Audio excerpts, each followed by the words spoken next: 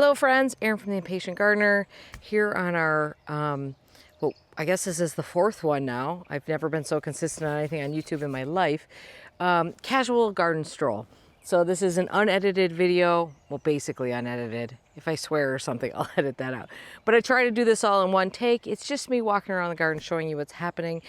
All started because you miss a lot of stuff, because sometimes I don't film a lot of things because I either just really have to get it done, or it's not quite ready, or I don't feel like changing my clothes or something like that. So a lot of things have been happening. Again, I'm sure you're seeing this in your gardens, that things are just, it's amazing to me how quickly things grow. That was the subject of my, I do a bi-weekly email newsletter. You can sign up for it at theimpatientgardener.com if you like.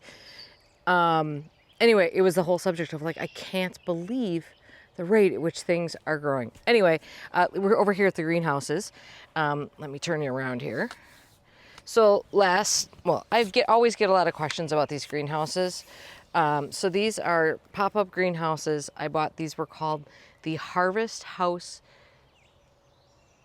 Flower House Pro X Up. They are no longer available. The covers for them are no longer available.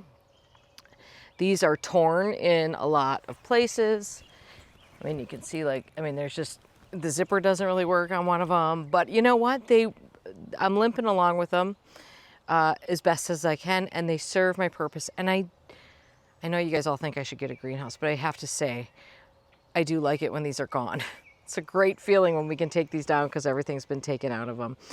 So this one is filled up basically entirely with dahlias, with the exception of one little tray there. The dahlias at the top are stuff that I started from cuttings or the mother plants that I used for those cuttings. And all the rest of these are dahlias I potted up. I have to say, just this week, the majority of them have started sprouting, which is late. So the only thing I did different this year when I was potting up my dahlias was that I actually brought my dahlias out of storage 2 weeks earlier than I usually do, let them sit in the basement. All of them had really nice eyes on them, if not sprouts starting. Potted them up, and instead of letting them sit in my house for until they started showing green on top, which usually takes about 10 days, I put them out here right away. And I think our cool nighttime temperatures just has impeded the progress here. It's a bit of a bummer. I'd like to be planting dahlias out. Our ground is at 60 degrees right now. 65 degrees is where I feel comfortable. Soil temperature of 65 degrees is where I feel comfortable planting out dahlias. So these are going to be tiny little things by then, which is unfortunate, but oh well, live and learn. They'll be fine. I did want to show you, well, this greenhouse is starting to fill up. So I have started picking up annuals when I see them. The hardware store by us, I mean, I'm afraid to even say this because you guys are going to go buy them all if you live near me. The hardware store by us, it's Drew's True Value, is selling Proven Winners annuals for $5 a piece if you buy 10 at a time. And like, of course I can buy 10 at a time. And like, so I'm snatching things up as I see them there, although I am woefully underprepared compared to where I usually am for what I'm going to plant. I've actually spent the last about 3 nights trying to brainstorm what's going to go in my containers, because I'm like, oh, I never did that. Usually I do that in like February. I did want to show you something new that I got though. Okay, last year when I went to, well, hang on, you can't see it at all, so let's get it in the light here. Last year when I went to the Cultivate, Cultivate is an gardening industry trade show held in Ohio. My favorite pick of all the new plants there was the Ruby Ruffles Patio Peach. This is from Star Roses and Plants. And they sent me one. It's looking a little like, I think it does have these ruffled leaves. I've just got it in here. I don't quite want to, it's plenty hardy to be outside. I just want to slowly adapt it to outside before I plant it somewhere. But the one that I saw out there was probably 3 feet wide, and the foliage part of it was probably 3 feet high. So I'm hoping it bulks up. It actually has, now this is an ornamental peach, but you know, those still do get fruit. But look, can you see this there's 2 little peaches on it, 3 little peaches on it. Anyway, okay, let's take a look around. Where are we gonna go first? if you guys hear the birds, and I'm not talking about the squawking red-winged blackbird, do you hear the beautiful orioles? We have so many orioles. All the birds are here. It's so, so beautiful. Let's go this way. I have not had time to do a lot in the garden again this week, and because I've been focusing on another project that I've been doing, and then really wanted to get this path project done, which I mentioned a couple of times here. We only got half of it done last night. It is, oh my God, just, I am a big believer in metal edging. Like if I'm gonna have edging, I want it to be metal edging. It's really the only edging I like. Holy crap, is it a pain in the butt to install the good stuff. I'll talk about this in a video, but I have used more inexpensive metal edging before. That's a big mistake. So this time I just went and bought good stuff. I do not like the ones that have the stakes permanently attached to them. That does not work. We spent so much time on this yesterday. We only got one side done. So we have to do a whole nother side, this whole second side today. Oh, by the way, happy Mother's Day. If you are a mom, I hope you have a great day. And if you are missing your mom, take care of yourself. Be good to yourself today because that's what your mom would want. All right. And I am hosting dinner tonight for Mother's Day because I'm not a mom, and the mothers in my family should not have to cook on Mother's Day. And frankly, if we leave it up to the guys, they're just going to make a brat. So, okay, that's what's happening. So I'm going to make a rhubarb pie while this video is posting. Last year, I redesigned this area. By the way, it's pretty early, so the shadows are fairly bad here right now. Sorry about that.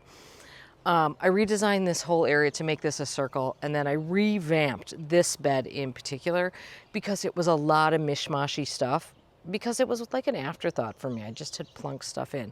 So basically from here, now this is kind of like, the Virginia bluebells are on, what are we on now? The third week you guys have seen these blooming. This week I will pull them all out, just break off the foliage, put it in the compost. This corner is sort of tropical corner. It's where the banana went last year. I'm pretty sure one of the bananas is gonna go right back there again. I really liked it there last year.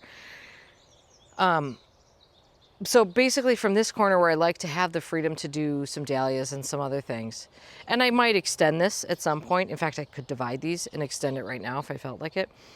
I just did this really simply because I wanted to show off the wall a little bit. I think that wall is kind of a nice little feature, and you never saw it before because everything got too tall. So what I did was I replanted this whole thing with lady's mantle. One of my very favorite plants. I feel like it works. For me, it works sun, shade, you name it. These were bought from plugs last year, so like 2-inch plugs. I mean, they're big. And of course, they're so beautiful in the morning with the little droplets of water on them. Interspersed with early bird nepeta. So there's 5 of those early bird nepetas along here, and there's some sanguisorba. Now, this is not the best sanguisorba for this area. It gets very, very tall, and it doesn't really support itself that well. So maybe someday I'll swap that out. There's a rose back here that I have not trained yet. It's like all my roses, it's unhappy. And of course, the aliums are starting to bud up. So, I mean, look at these beauties. So we're gonna have the allium show. In fact, one was showing color yesterday. We're gonna have that allium show real often. We really need to mow the grass today before people come to our house. This area I had kind of planted up with annuals last year. I don't know what, maybe I'll do that this year. I'm not sure, I haven't thought about it much. This plant that you see out through here, this is an aster, and it is beautiful, but I mean, and it's been here for a long time, but boy, it's spready, which is fine. I'm happy to have it fill in there, but note to self. Look at the beautiful, beautiful foliage of the double bloodroot. So the foliage really develops after the flowers fade, and this foliage will go away soon. It's ephemeral, so it'll go away soon, but isn't that just beautiful? And then this is blue kazoo spirea. I have 2 spireas that are my favorites, and blue kazoo is one of them. This one is a beast. I have to prune it back. If it really eats into the lawn, it's a little too close. Well, because when I redid this bed, I had to cut in this edge a little bit. So, but it takes to pruning and everything just fine. but it's so pretty. New growth gets that little bit of pink color on it. What is coming up through here? That looks like a rose. Huh. We'll have to investigate. The climbing hydrangea, I keep showing you guys these every week, but we must enjoy these things while we can. The foliage is so bright green and pretty. It's so nice. Buds, flower buds there, developing more. Don't look at the path. It's a mess in progress. Last year I planted geums for the first time in my life, and here they are over here because I redid this little chunk of bed last year. They are all budded up, so we should see those. I think those are Mai Tai. All these aliums here, these are all purple sensations. Be forewarned, if you plant purple sensation allium, they are pretty prolific reseeders. I don't mind them. The other thing that you should note about these is see how the foliage is getting, already. Gosh, you can't see anything because I just keep standing in the way. The foliage is already starting to look ratty. I cut the foliage, when the foliage looks bad and it bothers me and I have a minute, I cut it off. They have clearly cutting off the foliage before they bloom has had zero effect on these. So, and at some points I just pull these out because like this probably all started with 3 of them. And now we have many more than 3. The spring planter is actually looking really good. I mean, it's still really, that's what happens. The spring planters start looking really, really good. And then it's time to rip them out. Again, I have already started pulling out some of the Virginia bluebells in here, mostly just to make sure we get some light to the clematis. So I've got 3 Hudson River clematis planted along here, which are as scramblers, basically. So that will all come out. We're going to talk about boxwood a bit this year too, but the boxwoods are getting quite woolly and furry, which I like. I like to prune my boxwoods mostly once. So I wait for this big flush of growth, and I have fertilized these. I wait for this big flush of growth to finish, and then I prune them, which is usually, late May for me. Oh, here. Remember last year I did this little experiment of leaving leaving a lot of the dahlias in this bed, which has not been cleaned up, quite obviously. So far I see 3. So this guy right here, the one in that spot has come back several times in the past. So there's a little like extra microclimate there. This guy right here, there was another one there that I broke the foliage off accidentally. And there's one over here by the hose link over here popping up. There's another one right there. So I think once I pull these leaves off, we're going to find that most of them came back. Although, keep in mind, it was not a tough winter here. The 2 columnar apples are putting on flowers. This one should hurry up so that it can... Is it putting on flowers?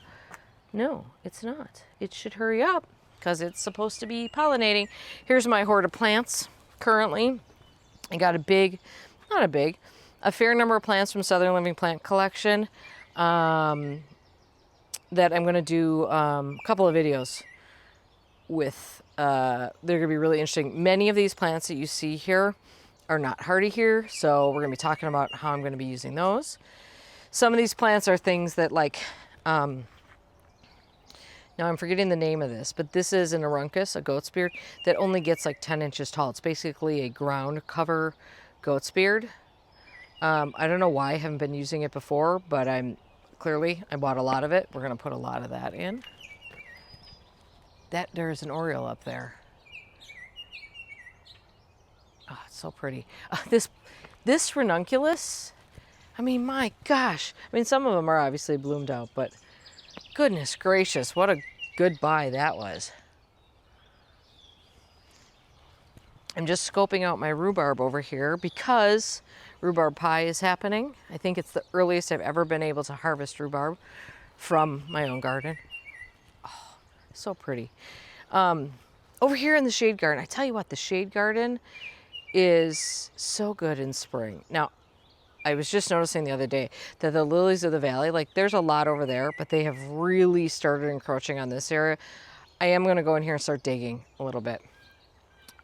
This is one of my favorite plants right here because it's so beautiful. This is shredded umbrella plant, and they look like little aliens when they come out of the ground, but this is what the leaves look like. They will get taller, and mine flowers. Some don't. I mean, some people don't get flowers because of where it's planted or whatever. Really, really beautiful. We've got some Solomon seal here. Solomon seal is not super spready for me here. I know some places it's like almost invasive. It's so aggressive, but not for me. And I mean, this little combination right here to me is so perfect. So this is a Brunnera. This was Jack Frost. It reverted. Almost all my Jack Frosts have reverted, but still pretty. This is, I told you guys about this last week. Dawn's Early Light, maybe? Hosta. We've got the Solomon seal, which is so pretty with those flowers hanging below. Another Jack Frost Brunnera that has reverted. We've got Japanese. Holy cow, it's early, you guys. I do these early and the brain is not fully switched on. Painted fern down here. And that combination together is like such a good spring combo to me.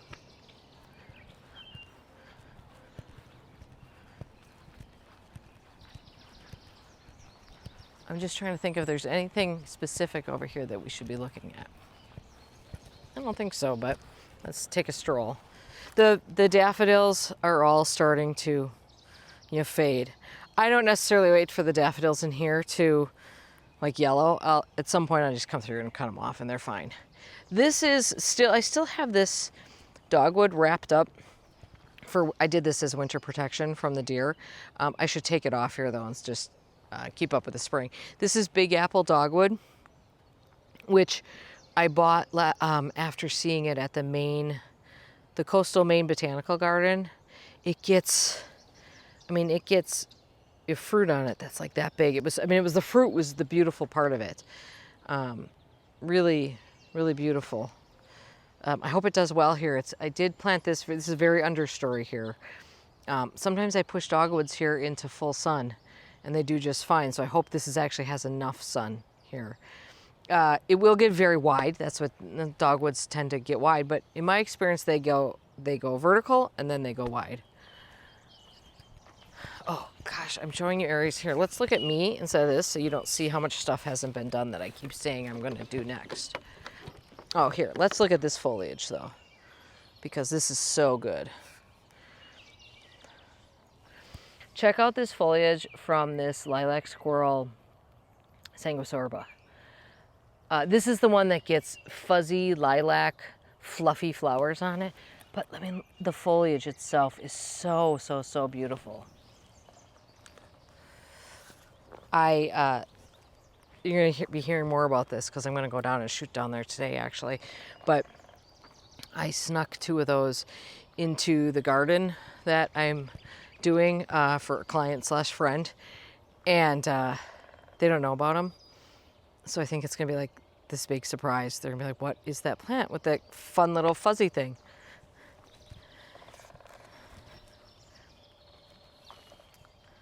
No, I feel like there's a lot of hot mess over there, but I want to go over to the vegetable garden for a second because the fruit trees are blooming over here.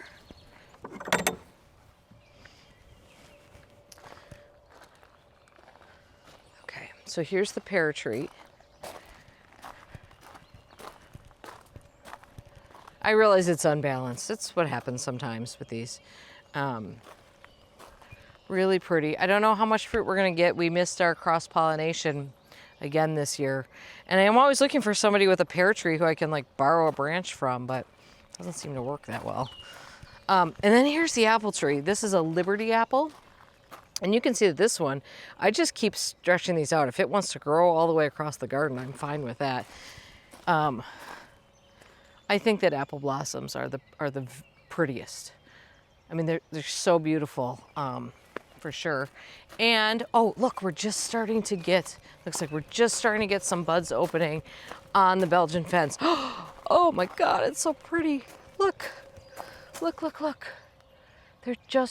They're gonna open shortly. Oh my God. Oh my God, it's so pretty. This is Royal Raindrops crabapple that I have trained into a Belgian fence form espalier. And oh my God, it's so pretty. Here's some that have opened. I better get the camera out here today and just take like a bajillion pictures. If you see tulips along the edges, those are tulips that have come back. I didn't plant any new tulips at all in here. Those are just tulips that have come back over the years. I did plant the sweet peas. Well, last week I said I had to plant the sweet peas, and I did that same day. And look at it, they're just romping. They're loving this weather. And the lettuce is looking good. I have not turned on the drip system yet in here. And we've had plenty of rain. It's not been an issue. The garlic looks good, I think. I think that garlic is looking good. The onions have clearly taken. And the clematis are, you know, romping along after their, this is really interesting. So from here all the way to here, that is all soft new growth that has come, like just since I replanted these.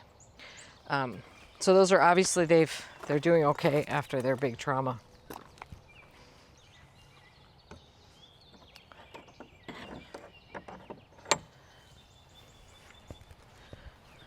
I did do a bulb lawn video kind of encompassing the whole season and showing it growing throughout the whole time. So we are pretty much at the end here. There are a few species tulips blooming, and I actually picked some the other day, and it turns out that species tulips make really good cut flowers in a small little vase. You can just see a few of those dotted throughout here. And you can see, you know, this is the, if there's an ugly part of this, this is it. The grass is about as tall as the bulb foliage now. The creeping Charlie is blooming its head off in there. And so this is, there's actually still a couple fritillaries and muscari in there too. So this is about as bad as this is gonna look. We will wait until the majority of this bulb foliage turns yellow, and then we'll mow, but it's not bothering me. Maybe I wouldn't wanna look at this like in my front yard, but it's not bothering me. But I think it's important to show you that because this is part of the bulb lawn thing. I did want to take you over and show you, because we keep checking in on this. What is that? Oh God, this is all Solidago canadensis, which is native but invasive here. I pull those out. Look at the beautiful pulmonaria, looking good. I think that's spot on. I think that's proven winter spot on right there. And this is a different one, but this is proven winter spot on. Beautiful, beautiful. Let's look at this is butterbur. By the way, you guys, I had somebody ask if I could put labels on the plants when I talk about them. Let me just turn this around because it's serious talk time. I'm not going to do that in these videos because I take these videos out of my camera and I post them immediately. And even putting labels on plants, that's a whole different kind of video. We are going to do proper garden tours still, and there will be labels and names and all those lovely things, but it's not going to be these videos. So I will try to speak more intentionally and clearer, because I know I kind of mumble words when I'm rattling off plant names. And I will sometimes spell things for you if I can remember to do that. Anyway, this is the butterbur. This is Petasites japonicus. I always put a little warning here. You can see it grows a little bit aggressively. There is one that is in our area a listed terrible invasive, which is the hybridus one. Anyway, take a look at well, again, I can't even get the camera apart. Here, let's do this. So that's my hand. So we're looking at, well, gosh, that's more than 18 inches now. So I grow this along the stream. That's what it wants. It wants boggy conditions and it wants shade-ish. So I'm happy to have this fill in along here. I don't really want it filling in that direction, but I'm happy to have this filling in along this way because we get a lot of invasive species over here. And so this shades out the ground, obviously. And then just across the way there, you see the May apples are still looking just beautiful. I've showed you those several times, though. I want to talk to you about this crab apple right here. This tree was here when we got here. Now, it's growing under a canopy of, I mean, these are beech trees. We had another beech tree in here that, that sadly fell over. It was my favorite tree on the entire property. But this is like a little beech grove here. Love it. Anyway, this crabapple was here when we moved in, and it's so spindly looking. It doesn't have enough sun and whatever. And I was like, let's just take that out. And Mr. Much More Patience, but like, no, I love that tree. I spent all these years. He's like, I like mowing around it, and I love that tree. Well, we're gonna get flowers on it, so he will be so happy. He calls this his tree, which is nice. This is probably a good view to see the climbing hydrangea that's growing on this tree over here. This is the first climbing hydrangea I got. And let's say, we're gonna say 15 years old now. It's probably more like 18 years old now, but you can see, so this was planted on an ash tree that was living at the time. And then of course, like most of our ash trees, we lost it. So instead of cutting the whole tree down, we just topped it. But it's can't go wrong with that. A note on aliums. This allium right here, and I've got a few more, you can kind of see some bolder foliage through there. Did I talk about this last week? This is ambassador allium. That foliage is primo. If this plant didn't bloom, I would want it for that foliage. I just wish the foliage would stick around longer, because of course it doesn't. This is the latest blooming allium that I have, but it doesn't stick around for long after that. But that foliage it looks like, kind of looks like a bromeliad almost. It's amazing. These are the other favorite spireas I have. This is Glow Girl. Is it a birch leaf spirea? I think it might be. Anyway, they're fabulous. And these have been moved several times, generally abused. They're really good plants. Oh, sorry, birds. The tricolor beech has really put on growth. We planted this actually almost exactly this time of year in 2020. And it's really doing well here. It's putting on a lot of growth, but every year I have the same freak out, which is that if you can see that it's leafing out at the top, but not much at the bottom. And after many years of freaking out about this, I've realized that's just how they leaf out. It's strange to me. Can't think of many other trees that don't leaf out all together, but this is one of them. So, I should take that rabbit guard off the back to make sure, off the bottom. Anyway, it's leafing out. It's going to be beautiful. We've been talking about these viburnums, Onondago, and these are the flowers that are coming. So right now the buds are these beautiful little, what color would we say that is? It's kind of like a burnt pink, burnt red color. Really pretty. The second one, actually, we were talking about, a couple of weeks ago, I was talking about what I should do here because, we created gardens beyond this now. So not just the bulb mound, but beyond that, there are other gardens that we would like to see here. But I've kind of created this wall, which was the intention when I originally planted this. And then I was talking about what I should do with these viburnums. Well, I think for sure I'm going to take out this middle one, because this middle guy, he's not nearly as interesting as the other one. So I'll probably take that one out, or at least, maybe what I do is I chop that one off and see how it behaves and see if keeping it a little shorter is an option. That might be a good test case before I go touch the other really pretty one.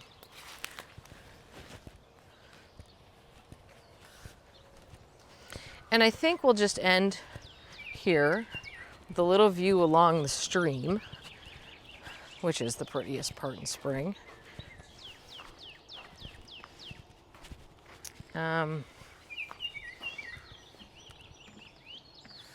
So this area is always a problem. just because it's, you know, I want it to be beautiful, but it's also not an area I feel like sloshing around in a lot.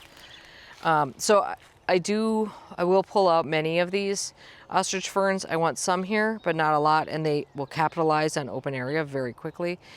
And we do need to come in here. They've got a little log jam there, but I did plant a whole bunch of, I think this is Desdemona ligularia. And of course, ligularia is, you know, a boggish plant too. And they really want that treatment. And so these are sort of starting to establish themselves along the creek bank, whatever we want to call this. And I think it's really pretty. So I do let these reseed. They're pretty good reseeders.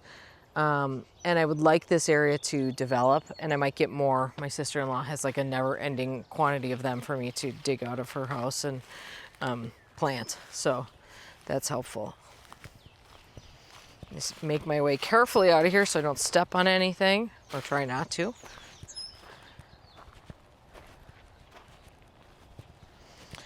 And I guess this is where I publicly say that I'm sorry for everything I ever said about hellebores, because this hellebore, don't know what it is, has been blooming for, I don't know, 5 or 6 weeks now. So I used to say that hellebores were expensive and like didn't bloom when I wanted them to, and like I was wrong. I apologize to all the hellebores out there. Beautiful little stand of epimediums there, by the way.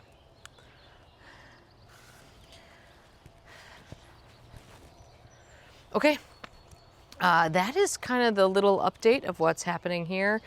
I wish I had gotten more done this week, but I was focused on other things. So, but the good news is that I can start working outside at night. Although I will say this, our temperatures are, I don't know what is normal anymore. I've lost track of what weather is supposed to be like at this time of year.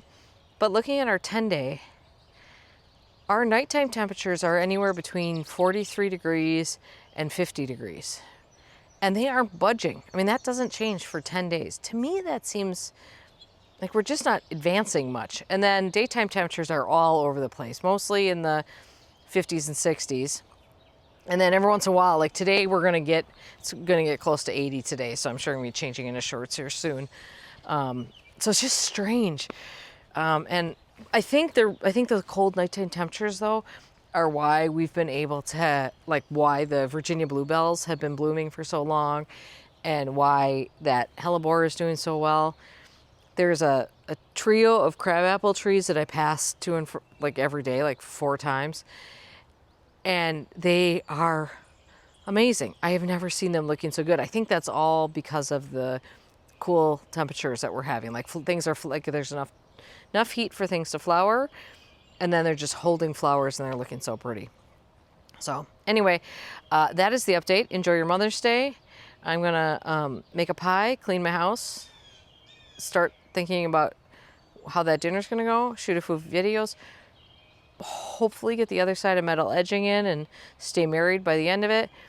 And it's one of those frustrating projects that you really have to put your patience pants on for. And that's it. So have a great day in your garden. Hope to have some good videos for you this week. Thank you for watching. See you soon.